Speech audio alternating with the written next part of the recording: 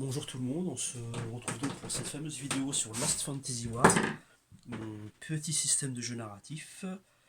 Hors caméra, j'ai jeté les dés pour les créatures, donc il y aura quelques squelettes, ghouls, zombies, rats.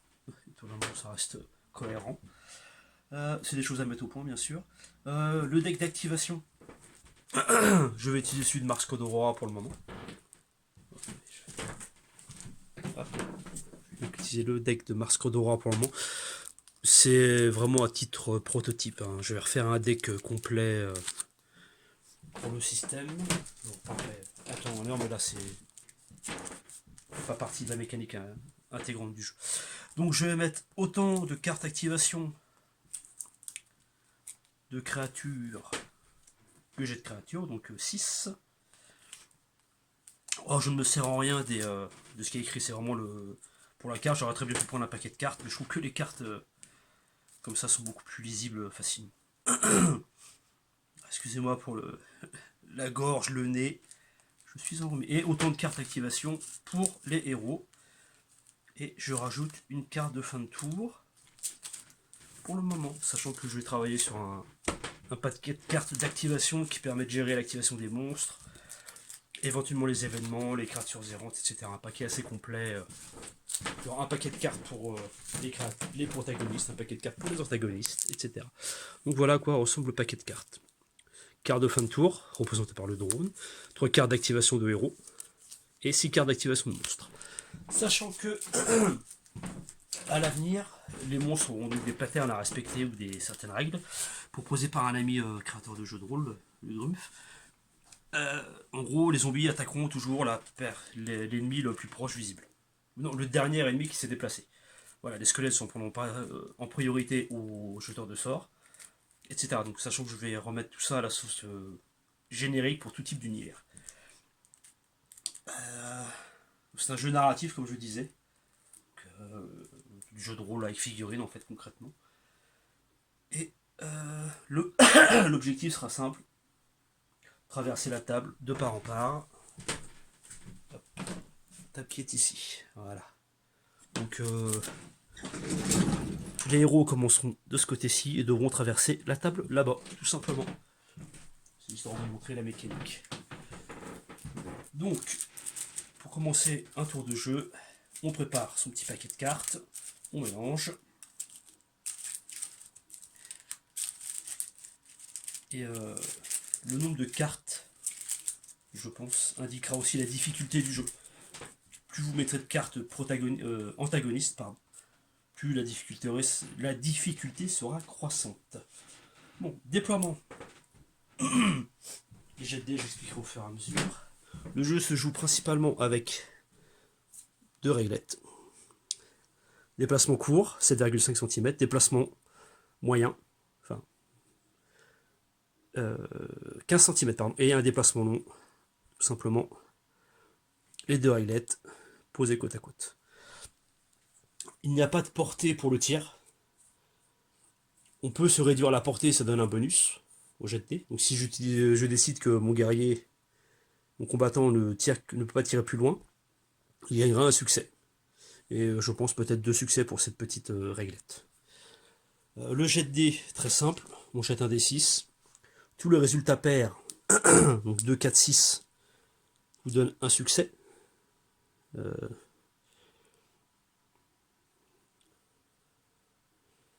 Voilà, vous donne un succès. Chaque paire vous donne un succès supplémentaire et les triples, quadruples, etc. vous ajoutez autant de succès. Donc si vous avez 3 faces de dés avec un 2, vous avez donc un succès pour le 2. 2 parce que vous avez fait 2, 2. 3 du coup parce que vous avez fait une paire. 4 parce que vous avez fait encore un 2. Et 5 parce que c'est dans la continuité. Je ne sais pas si c'est très clair. Je vais vous montrer. Donc j'obtiens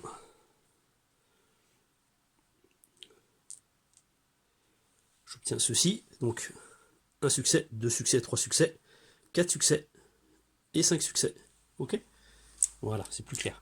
Le 6 donne automatiquement 2 succès. Et certains talents permettront qu'un double échec, donc à savoir tous les impairs, obtienne tout de même un succès, mais ce sera un talent ou quelque chose comme ça. Le profil, on oublie cette case-là. Il n'y a plus de déplacement pour pas parler.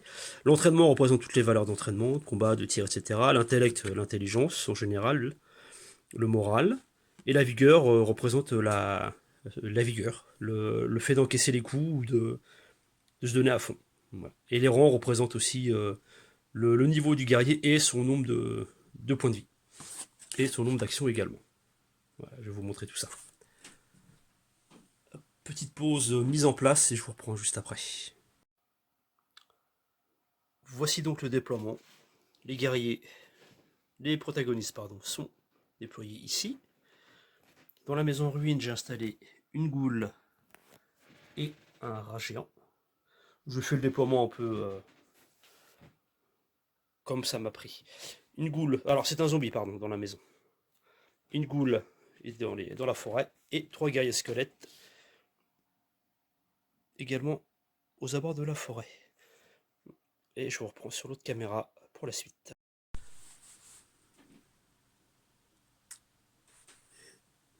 Donc, comment on joue? Tout simplement, c'est un système d'alternation aléatoire. Donc, on prend le paquet de cartes, on retourne la première, et fin du premier tour. Cas un peu exceptionnel, ça arrive. Et dans ce cas-là, on reprend, on remélange, et là pour la démo, on va peut-être passer ce tour-là. Donc, premier tour, j'ai le droit d'activer un de mes protagonistes. À savoir qu'on peut activer qui on veut, comme on veut, quand on veut. Enfin, quand on veut, non, en fonction de la carte d'activation. Eh bien, je vais commencer par activer Nova, donc l'arbalétrière que vous pouvez voir, pas la caméra sous les yeux, Nova que vous pouvez voir ici, tireuse à l'arbalète. Je reviendrai plus tard sur la création de profil et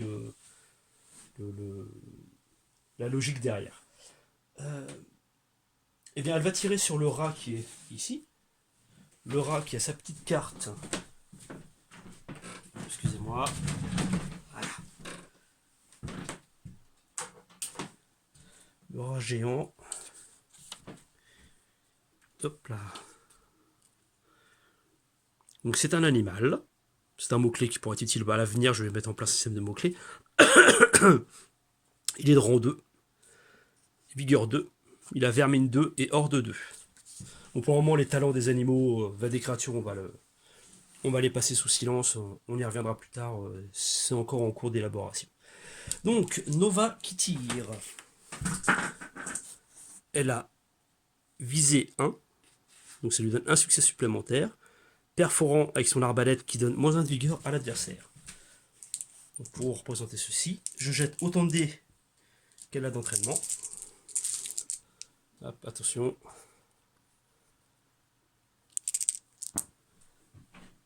Voilà le résultat. Donc elle n'a fait qu'un succès. Un succès dans le jeu, dès lors que vous avez un succès, l'adversaire perd un bloc de vie. D'office.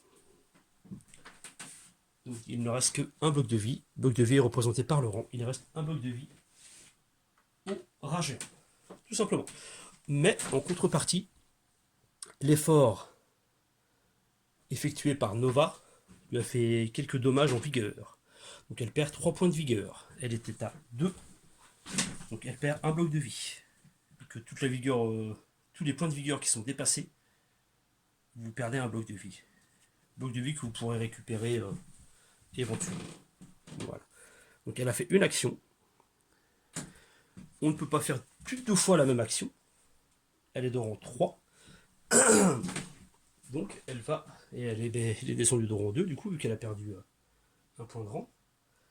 Elle va réeffectuer un tir, toujours sur le rat. Par exemple, si j'avais décidé de lui faire une action de récupération, elle récupérait toute sa vigueur, tous ses points de rang, mais son activation était finie pour le tour. Donc je ne pouvais plus la réactiver, même si je tirais d'autres cartes. L'activation de protagoniste. Résultat pas terrible non plus. J'ai fait un succès. Le rat est mort. Est hors de combat. Il n'est pas mort, il est hors de combat, donc il peut encore se réveiller éventuellement, en fonction des cartes événements qui viendront à l'avenir ou la mécanique de gestion des monstres. Et elle reprend 3 points de vigueur. Donc elle repère un point de rang. C'est là où l'intérêt d'avoir un bon équilibre entre la vigueur et les points de rang peut être intéressant. Il ne lui reste qu'un point de rang. Et elle n'a plus d'action disponible. Alors, à qui le tour? Aux créatures. Et bien la créature la plus proche, c'est le rat, mais il est hors de combat. Ce sera après le zombie. Le zombie qui n'a vue sur personne. Et qui va se déplacer vers la dernière personne qui a été activée.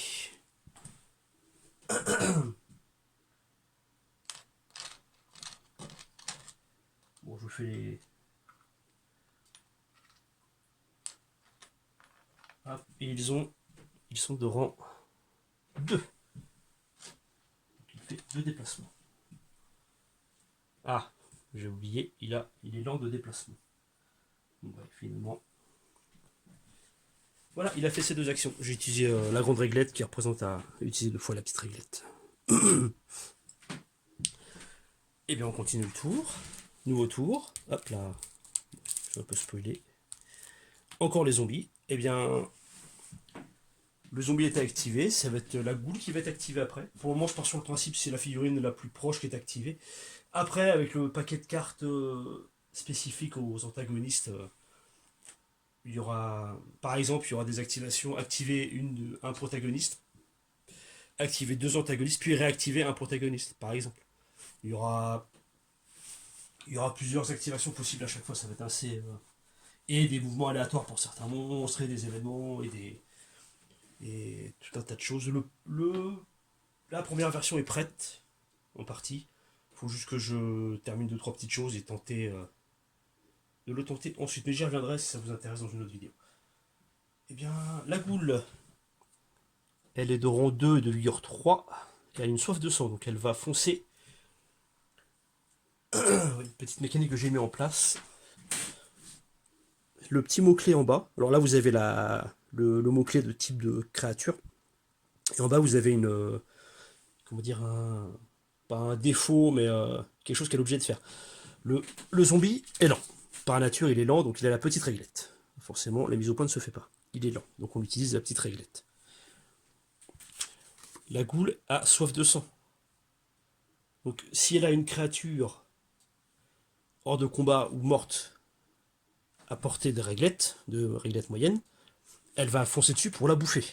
Là en l'occurrence il n'y a personne, mais elle s'avance en ligne droite vers l'ennemi, le protagoniste le plus proche, ou une créature animale hors de combat. Donc par exemple en termes de jeu, si vous avez des animaux sauvages qui se promènent et qu'il y en a qui se retrouvent même pas forcément hors de combat, s'il y a des créatures de type animal, la goule va foncer vers eux pour essayer de les bouffer. Si le rang si elle est du même rang. Voilà, ce qui paraît à peu près logique. Un groupe de goules pourra s'attaquer parfaitement à une harde de sangliers, par exemple, ou l'équivalent en mode science-fiction des ghouls zombies, enfin pas des ghouls zombies, mais des extraterrestres soif de sang s'en prendraient à des marines, par exemple, dans les coursives d'un vaisseau. Parce que soif de sang correspondrait parfaitement. Donc la deuxième action, maintenant elle peut voir par le biais de la petite fenêtre qui est le rat. Elle arrive ici et elle le mangera au prochain tour si elle le peut. Voilà pour l'idée de l'activation des monstres. Il y a un petit côté aléatoire et au fur et à mesure, les joueurs apprendront à connaître les monstres qu'ils affrontent. On continue le tour. Hop, c'est à nouveau à nous. Eh bien, je pourrais faire jouer Nova, mais elle est très mal en point. Il faudrait qu'elle récupère avant et il ne lui reste plus qu'une action. Un guerrier peut faire récupérer, soigner hors talent. Je pense que ce serait une action de soigner quelqu'un à côté, mais vu qu'il ne s'agit pas d'un talent, d'une connaissance acquise, son activation se termine pour le tour. Par exemple, si je décide d'utiliser Lucius avec celui avec la torche, qui est juste à côté de Nova, pour faire soigner, pour soigner Nova, alors oui, il va la soigner, Mais son activation se terminera pour le tour, sachant qu'il ne me reste qu'une carte d'activation. Il a 3 actions, je peux peut-être tenter le coup de tirer sur la goule ou le zombie, et de tenter de soigner Nova. Sachant que pour soigner Nova, je pense qu'il faudra à confirmer, mais il s'agira d'un jet de vigueur ou d'intellect. Un jet d'intellect et autant, tous les succès ainsi réalisés redonneront autant de points de rang. Voilà, ça me paraît pas mal. Oui, même pendant une vidéo où je vous explique le jeu, j'ai des idées. Eh bien alors, Lucius s'active. Il a 3 actions. Il va tirer sur la goule, qui est potentiellement plus dangereuse. Même si elle est occupée avec le rat. Ouais, la goule. Il a que 2 dés. J'ai oublié quelque chose. 2 dés. Il perd 1 point de vigueur. C'est pas très grave, il en a 3. Mais il fait un dégât à la goule. Il perd donc 1 point de rang. Il lui reste que il lui restera toujours 2 actions. Alors, les héros, les protagonistes, perdent en action au fur et à mesure qu'ils prennent des dégâts. Les monstres gardent tout le temps leur même nombre d'actions. Je pense que ça va être plus simple à gérer. Autre chose. Mais là, je viens de perdre le fil de ma pensée. Qu'est-ce que je voulais vous dire? Oui, non, je ne sais plus, ça me reviendra. Je vais utiliser une autre de ses actions, donc de Lucius. Il a appel aux armes, qui appelle des renforts dans les alentours, qui sont soit sur la table, soit en dehors de la table. S'ils sont sur la table, on peut les activer. S'ils sont hors de la table, ils arrivent sur le bord de table par où le plus proche des guerriers en cours. Donc je fais un jet d'intellect, et chaque succès, pardon, m'indiquera quel rang je peux faire venir en nombre de créatures. Il appelle aux armes 1. Donc c'est même pas la vigueur, c'est le... Hop là, attendez, est-ce que j'ai un doute du coup? Je ne sais plus. Ce sont des choses à clarifier bien sûr. Non, il a un talent, il peut appeler une figurine. Mais de rang inférieur au sien, donc de rang 2 ou 3. Pour être crédible, il va appeler un soldat. Un archer soldat qui passait non loin. Il devait patrouiller. Pour info, c'est une figurine du jeu Conan. Qui est topissime comme jeu pour avoir plein de figurines. Et je la mets là, ce sont des choses à planifier prochainement, à clarifier prochainement pour que le tout soit parfaitement chope. Là, je suis en train de chercher la carte.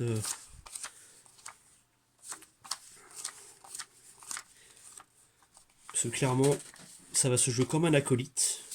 Donc, même à l'avenir, vous pourrez avoir vos protagonistes qui ont des acolytes, et les acolytes auront simplement des petites cartes comme ça, très simples, pour que ce soit plus facile à gérer.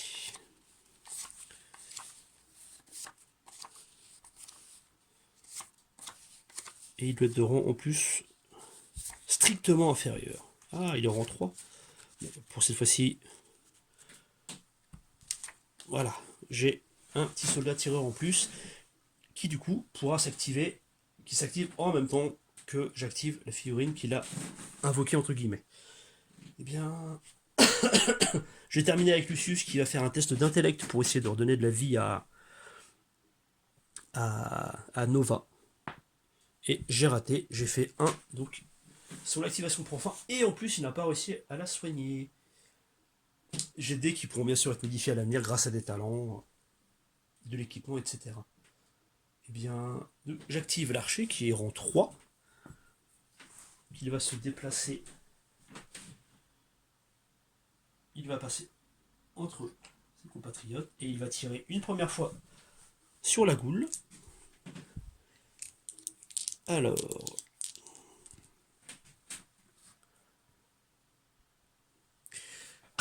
vous l'avez pas vu, mais il s'est passé au moins 5 minutes où j'ai réfléchi à comment gérer les actions offensives entre antagonistes, ou entre acolytes et antagonistes. Le problème, c'est que les créatures, avec ce type de carte, qui est encore à l'état de prototype, bien sûr, je répète, n'a pas de valeur d'entraînement, qui représente la valeur de combat, si je peux dire. Le truc, c'est ils ont des talents. Par exemple, le soldat a attaque à distance 3, robuste 2 et dur à cuire. Mais tous n'ont pas une valeur de combat. Est-ce que... La question est comment gérer ça?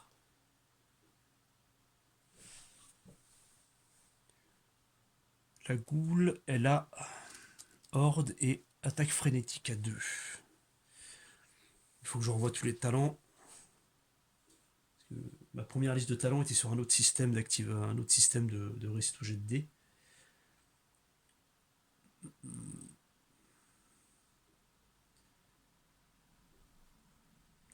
Je vais faire simplement pour le moment. Il attaque à distance 3, donc il fait potentiellement 3 de vigueur en moins.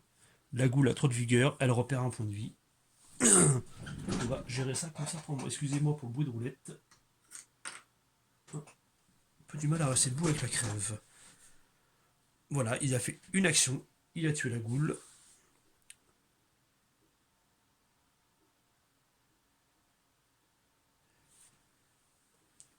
Il va retirer sur...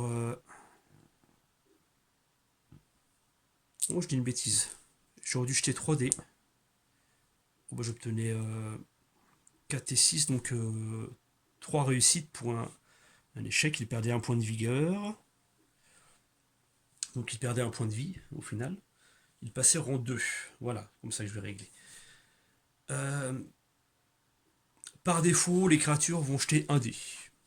Par défaut. Mais bonne question, comment ils font pour m'attaquer moi? Vidéo explicative où je réfléchis. C'est particulier. On va faire comme ça. Et du coup, pour sa deuxième action et dernière, il va tirer sur... donc il a attaqué à distance 3, je prends 3 dés. Et j'ai oublié que j'avais robuste 2, donc il peut encaisser... Ah, il encaisserait une blessure s'il se fait taper dessus. C'est pas de la vigueur qui est perdue. Je retire sur le zombie. Un dé de cassé. Donc j'ai fait 2-4, ce qui me fait un succès, 2 succès. 2 succès plus 1, 3 succès, pardon. Donc 2 succès pour chaque... Un succès pour chaque 4, et vu que j'ai fait un double, je gagne un succès supplémentaire. Donc 3 succès, je repère un point de vigueur, donc je repère un point de vie. Et je n'ai plus d'action, mais le zombie a repris une blessure, et le zombie était de rang 2. Il passe rang 1. Et voilà. Nouvelle carte, activation, ce sont les ennemis. Donc c'est le groupe de squelettes qui va se déplacer. Est-ce qu'ils ont la règle horde? Oui, ils ont la règle horde. Donc horde permet de se déplacer en groupe pour une seule activation. Donc, un squelette peut se déplacer avec 2 figurines supplémentaires ou faire activer 2 figurines supplémentaires en gros à côté de lui. Donc il a horde 2. Sachant que si j'active les autres, elles sont considérées comme activées également. Je ne pourrais pas les réactiver tout de suite. Eh bien, ils sont lents. Ils sont lents, mais ils ont 2 actions. Ils foncent.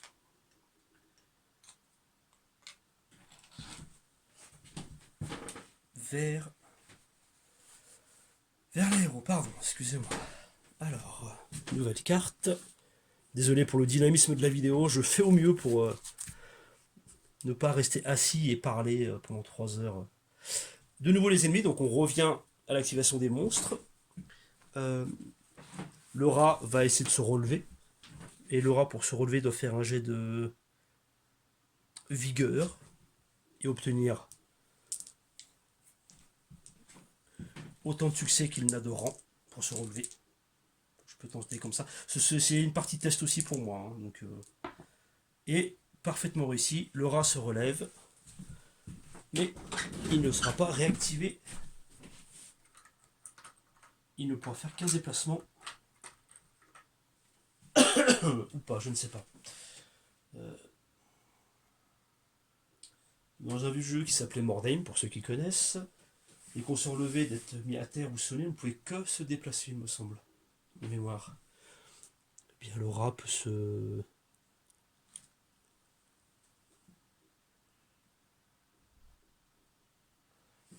Il va se déplacer vers l'ennemi le plus proche. À savoir...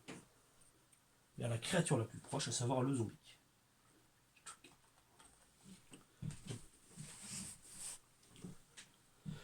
Je vous dis, n'hésitez pas en commentaire ou sur Discord, là où je posterai la vidéo, Facebook éventuellement, où je posterai les vidéos, le lien de la vidéo, à donner vos avis, des conseils. Parce que certaines choses qui bloquent encore ici et là. Et je vous avoue, la crève n'aide pas trop à réfléchir là tout de suite maintenant. Hop, ça c'est fait. Nouvelle activation, nouveau monstre. Et bien c'est la goule qui va tenter de se relever. La goule, elle est de rang. Elle est de rang 2, mais elle a 3 de vigueur. Et bien, elle se relève aussi. Il faut que j'obtienne 2. Elle se relève. Et vu qu'elle est soif de sang, elle va foncer avec une action. Une action pour se relever et une action du coup qu'elle utilise comme elle veut. Elle fonce sur le soldat. Et nouvelle activation. Ah, fin du tour. Donc le tour se termine. Je pars sur le principe que les tours font. Les parties font 6 tours. Que je joue sur le principe du D6 et etc. Donc fin du premier tour. J'ai aucun de mes guerriers qui n'a avancé. Je pense que j'ai pas très bien joué. J'aurais dû avancer aussi. C'est là où je trouve que le système est assez tactique. Je me trompe peut-être bien sûr. Où je trouve que le système est assez tactique parce qu'on n'a pas beaucoup de temps pour effectuer les actions voulues. Après, il y a des équilibrages à faire. Est-ce que la table n'est pas trop grande? Est-ce que les déplacements ne sont pas trop courts? Est-ce que la durée n'est pas trop courte? C'est un jeu qui se veut narratif par défaut. Et il n'y a pas forcément des combats. Et il peut y avoir je vois bien des parties où il faut chasser, des parties où il faut faire une bagarre dans une taverne, jouer des enfants qui s'amusent dans les rues d'une ville, par exemple, à faire des bêtises, je ne sais pas trop. Partir à la... On peut également jouer des méchants, entre guillemets, si on peut utiliser le terme méchant, mais on peut jouer ce qu'on veut. On peut faire de l'affrontement, du 1 contre 1 par exemple. Je ne l'ai pas encore testé, mais je suis persuadé que ça peut fonctionner. On peut s'amuser à jouer tout type de guerriers, jouer des héros légendaires qui se battent contre d'autres créatures légendaires. Ou à l'inverse, des survivants dans un monde post-apocalyptique qui doivent survivre à des attaques de zombies. C'est parfaitement possible. Je pars sur le postulat que ce jeu nous permet de jouer à tout ce qu'on veut, comme on veut, quand on veut. Voilà. J'ai encore beaucoup de travail pour tout peaufiner, mais ça avance. Donc nouveau tour, et puis je pense qu'on va rater à la fin du deuxième tour. Ça fera déjà une vidéo qui fait bien une bonne grosse demi-heure, 3/4 d'heure. Hop. Donc deuxième tour, on commence par les bons, les protagonistes. Et bien je vais activer. Je n'ai qu'une action avec elle. Je vais activer Nova qui va tenter de se carapater pour traverser la table, vu que c'est l'objectif. Deuxième activation, encore à nous, encore au protagoniste.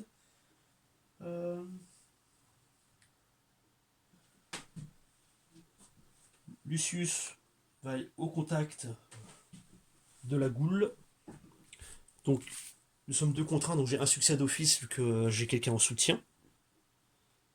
Je jette autant de dés que j'ai d'entraînement. J'ai plus 1 parce que j'ai une épée militaire, donc j'ai plus 1 succès. Je jette 2 dés. J'ai fait double 3, donc j'ai 0 succès. Et je prends en plus 2 points de vigueur en moins. Alors, en jeu, tous les échecs sont des points de vigueur en moins. Ça représente le fait que votre guerrier se fatigue à essayer à se dépasser, comment expliquer, il s'est brûlé avec l'arme, avec le canon de l'arme, il a trop forcé en tirant sur l'arc, il a fait une mauvaise passe d'arme, il s'est fatigué. En fait, vous perdez de la vigueur que vous récupérez au début de chaque tour. Les rangs, vous ne les récupérez pas, vous ne les récupérez que si vous faites l'action récupérer. Et la vigueur, vous la récupérez au début de chaque tour. Vigueur que vous avez perdu au cours de partie, bien sûr. Si vous arrivez à la fin d'un tour avec 1 en vigueur, vous recommencez avec la vigueur à 3 si vous aviez 3 par exemple, au prochain tour. Du coup, eh bien, il a perdu 1 point de vie, il ne reste que 2 actions. Il va refaire une action de combat. Donc 2 dés. Je fais 2, 1 et 2, ce qui fait 3, plus 1, 4. Je fais le double du rang adverse. C'est le double le double du rang, donc je mets la goule hors de combat. J'ai fait le double de son rang, je mets la goule hors de combat. Pour le triple, elle était morte. Et maintenant, c'est l'archer qui va taper. Et il jette, vu qu'il n'a pas d'arme de combat, il jette un dé par défaut. Et s'il fait un succès, la figurine est tuée. Et j'ai fait un 6, double succès. Il a tué la goule, il l'a achevé. Et voilà. Comment ça se passe? J'espère que c'est assez clair. Tac. Et il lui reste 2 actions. Ah non, il lui reste qu'une action non, il lui reste qu'une action aux soldats. Et bien voilà. C'est fait pour eux. C'est fini pour ce tour-ci. Pour Lucius. Nouvelle activation. Les ennemis. Eh bien, le rat va s'en prendre aux zombies. Le rat a 2 de vigueur.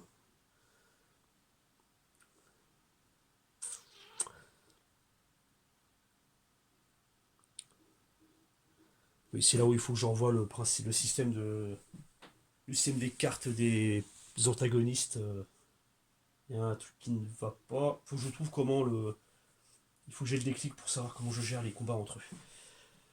Parce que tout l'intérêt du jeu, c'est que certains antagonistes vont se foutre sur la gueule entre eux.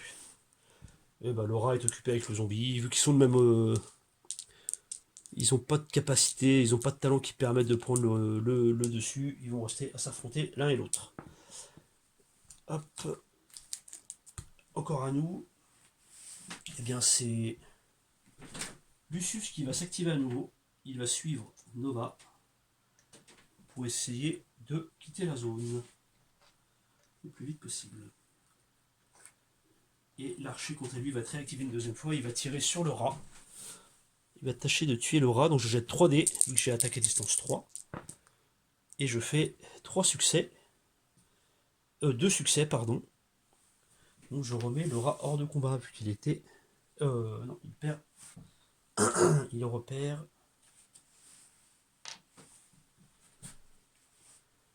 Il repère un point de vie. Et voilà, hop, nouveau tour. Oui, c'est ça. Donc c'est le zombie, mais le zombie est pris avec le rat. Il ne se passe rien. Les squelettes. Les squelettes vont avancer vers Lucius qui est maintenant visible. Donc ça se passe derrière la maison. Je vais vous montrer avec notre caméra.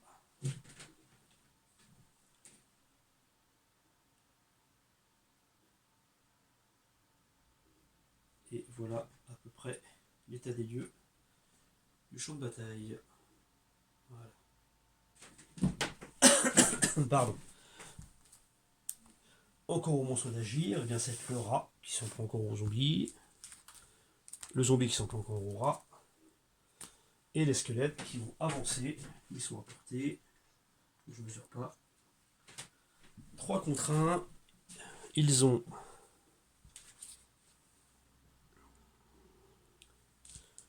un dé par défaut, donc 3 dés, plus 2 succès, vu qu'ils sont à 2 ils sont en supériorité numérique. Ah non, je dis une bêtise. C'est là où vous allez comprendre pourquoi je suis embêté avec que les antagonistes. Quand un groupe d'ennemis attaque un protagoniste, vous jetez autant de dés que vous avez d'entraînement pour le protagoniste, sachant que tous vos échecs sont les réussites des adversaires. En fait, vous allez perdre de la vigueur tout pareil. Donc j'ai de la chance, j'ai fait 4 et 6, donc 3 succès, plus 1, 4 succès.